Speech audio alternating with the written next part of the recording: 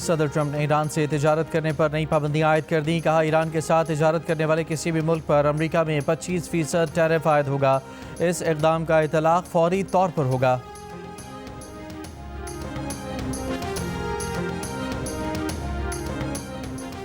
Iran के खिलाफ हमले से पहले सिफारतकारी को मौका देना चाहिए। नायब सदर जेडी वेंस की ज़ेर क़यादत सीनियर मुआवनीन का ट्रंप पर जोर।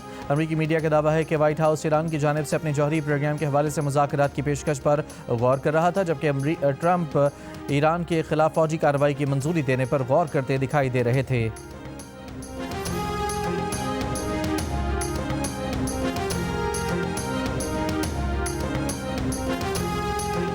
ईरानी सुप्रीम लीडर खामेनेई का हुकूमत के हक में मुजाहिरों पर कौम को खिराज तहसीन। कहा, अजीम रैलियों ने गैर मुल्की दुश्मनों की साजिशों को खाक में मिला दिया। इन साजिशों पर अंदरूनी किराए के एजेंटों से अमल करवाया जाना था। मुजाहिरे अमरीकी सियासतदानों को खबरदार करने के लिए थे। अमरीका अपने फरीबी इक़दामात रोके और अपने आलाकारों पर भरोसा करना छोड़ दे। ईरानी कौम मजबूत, ताकतवर और बाखबर है। दुश्मन को पहचानती है, हमेशा मैदान में रहती है।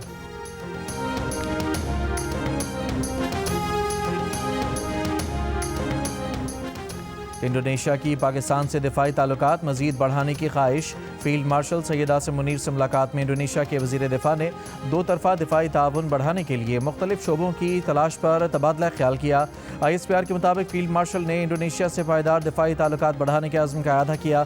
मुलाकात में इलाक़ाई और आलमी सिक्योरिटी सूरत हाल पर भी तबादला ख्याल किया गया। इंडोनेशिया के वज़ीर दिफा lieutenant general retired Jafrie Sjamsoeddin की क़यादत में वफ़द ने एयर हेडक्वार्टर्स इस्लामाबाद में सरबराह पाक फ़िज़ाइया air chief marshal Zaheer Ahmed Babar Sidhu से भी मुलाकात की।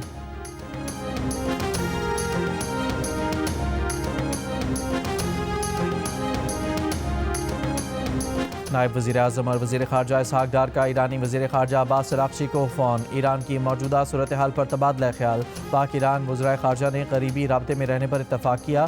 पाक ईरान सफ़ारती रवाबित जारी रखने के आज़म का अदा किया।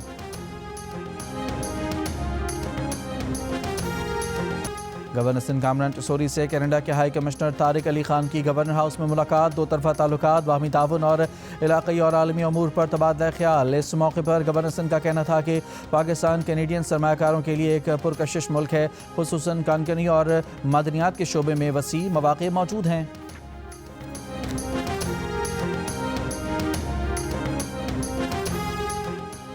कराची के इलाके मंगू पीर में मदरसे के उस्ताद के तशद्दुद से ज़ख्मी बच्चा दम तोड़ गया। मदरसा उस्ताद ने सर पर डंडा मारकर बच्चे को ज़ख्मी किया था। डॉक्टर्स के मुताबिक 6 साल हसन के फेफड़ों ने काम करना छोड़ दिया था।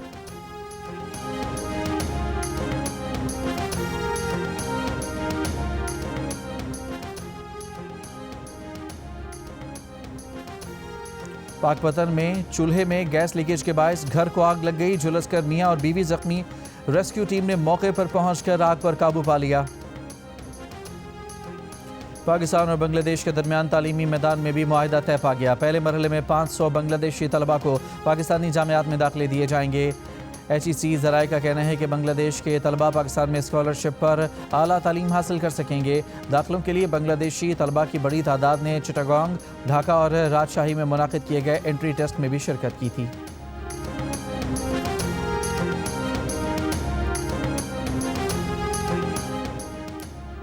बरतानिया के कई इलाकों में शदीद बर्फबारी के बाद बारिश। स्कॉटलैंड के मुख्तलिफ इलाकों में सैलाब की वार्निंग।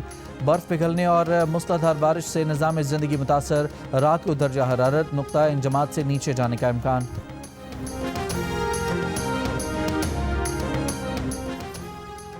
मलेशिया और इंडोनेशिया ने बगैर इजाज़त ख़वातीन और बच्चों की गैर अखलाक़ी तस्वीर बनाने वाले इलॉन मस्क के AI ग्रोक चैटबॉट को ब्लॉक कर दिया। बरतानिया में किसी की मर्जी के बगैर उसकी जिनसी तस्वीर बनाने को गैर कानूनी करार देने के लिए रवां हफ्ते नया कानून लाया जाएगा। इलॉन मस्क के ग्रोक AI चैटबॉट के हवाले से हुकूमत का फैसला। मीडिया रिपोर्ट के मुताबिक नया कानून कंपनियों के लिए जिनसी तस्वीर बनाने वाले टूल्स की फराहमी को गैर कानूनी बना देगा।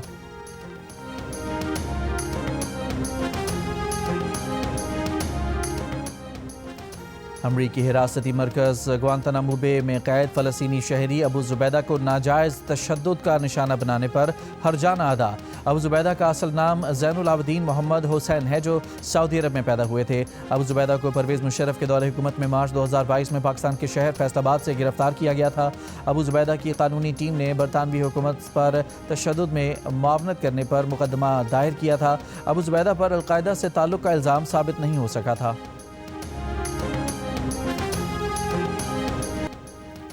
चीन की ईरानी मुजाहिरों के रद्द-ए-अमल में अमरीका के ईरान पर मुमकिन हमले की मुखालफत। तर्जुमान चीनी वज़ारत ख़ारजा ने कहा कि आलमी कवानीन के तहत मुल्क की खुदमुख्तारी और सबकी सलामती का तहफ़्फ़ुज़ किया जाना चाहिए। उम्मीद है कि ईरानी हुकूमत और अवाम मौजूदा मुश्किल सूरत हाल पर काबू पा सकते हैं, मुल्क की इस्तेहकाम बरकरार रख सकते हैं। रूसी सलामती कौंसिल के सेक्रेटरी का ईरानी हम मनसब को टेलीफोन। कहा, ईरान के अंदरूनी मामलात में गैर मुल्की मुदाखलत की कोशिशों की सख्ती से मज़म्मत करते हैं। बरतानवी वज़ीर-ए-आज़म केयर स्टारमर का पासदाराने इनकलाब को अमरीकी मुतालबे के बावजूद दहशतगर्द तंजीम करार देने से इनकार। वज़ीर तिजारत पीटर काइल ने कहा कि ईरान पर जितनी पाबंदियाँ लगा सकते थे लगा चुके। ईरानी अवाम की मदद के दीगर इम्कानात का जायज़ा ज़रूर लेंगे। ट्रंप 2019 में पासदाराने इनकलाब को दहशतगर्द करार दे चुके हैं। सोमालिया ने मुत्तहदा अरब अमारात के साथ तमाम मुआहदे मनसूख कर दिए। अमारात पर सोमालिया की वहदत, खुदमुख्तारी और सालमियत के खिलाफ सरगर्मियों में मुलविस होने का इल्ज़ाम। सोमाली काबीना ने कहा है कि मुत्तहदा अरब अमारात की सोमालिया के अमूर में मुबैना मुदाखलत और सरगर्मियों के हवाले से सोमालिया के पास ठोस सबूत मौजूद हैं। सोमालिया ने अमारात के साथ तमाम सिक्योरिटी और दिफाई ताउन के मुआहदे मनसूख कर दिए।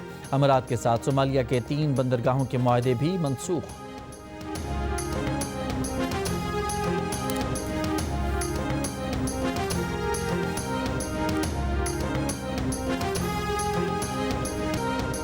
हमास ने गजा का इंतजाम आज़ाद फ़लस्तीनी इदारे के हवाले करने की हिदायत जारी कर दी। तर्जुमान हमास के मुताबिक फैसला सदर ट्रंप की जानिब से गजा आमन कौंसिल बनाने के बयान के बाद किया गया।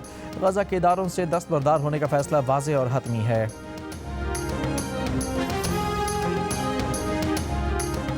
गजा में 7 अक्टूबर 2023 के बाद इसराइली हमलों में शहीद फ़लस्तीनियों की तादाद 71,400 से तजावज़ कर गई। 1,71,000 से ज़ायद ज़ख्मी। इसराइल ने डॉक्टर्स विदाउट बॉर्डर्स को भी गजा में काम बंद करने का हुक्म दे दिया। कहा, तंजीम इसराइल की नई पाबंदियों पर अमल दरामद में नाकाम रही। इनमें गजा के तमाम मुलाजमीन की ज़ाती मालूमात देना भी शामिल था। तंजीम का कहना है कि वो बच जाने वाले 20% से ज़ायद अस्पतालों को चलाने में मदद दे रहे हैं।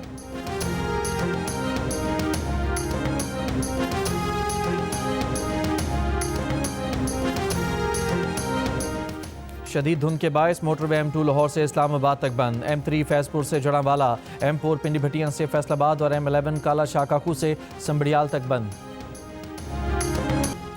हुकूमत ने स्पेशल इकोनॉमिक जोन तरमीमी ऑर्डिनेंस 2026 वापस ले लिया। वज़ीर-ए-आज़म ने सदर को ऑर्डिनेंस वापस लेने की एडवाइस भिजवा दी। इससे पहले वज़ीर-ए-आज़म ने ऑर्डिनेंस मंजूरी के लिए सदर को भिजवाया था। सदर ने 15 दिन तक इस पर दस्तखत नहीं किए, जिसके बाद ये खुद ब खुद नाफिजुल अमल हो गया था। कौमी असम्बली में पीपल्स पार्टी ने सदर के दस्तखत के बगैर ऑर्डिनेंस जारी करने पर एहतजाज करते हुए ऐवान से वॉकआउट किया था।